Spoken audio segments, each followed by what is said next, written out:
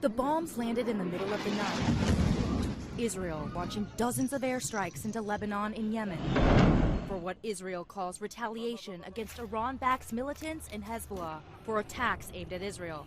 And this morning, Israel's prime minister with an unprecedented warning to Iran for all the terror groups it supports.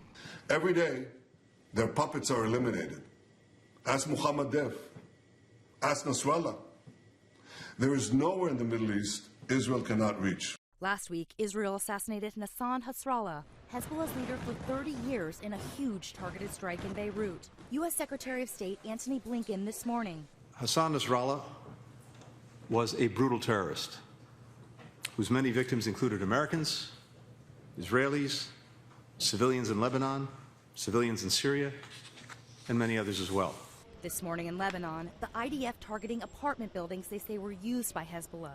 The first such strike in central Beirut in 18 years. ABC's Marcus Moore at the scene. Most of the strikes we've seen here in Beirut have been in the Hezbollah stronghold of Dahiya, but this one happening in the central part of the city, the upper floor of an apartment building destroyed, leaving debris strewn across this residential area. And it's not over. Sources telling ABC News Israel is now preparing for a limited ground incursion into Lebanon, even amassing troops near their shared border. Before these latest hostilities, the U.S. proposed a 21-day ceasefire between Israel and Hezbollah, an 11th-hour plea for peace. We should have a ceasefire now. U.S. officials are working to ensure Iran, Hezbollah's top ally, doesn't retaliate on Israel for those attacks. But if they do, the Biden administration says they'll be ready.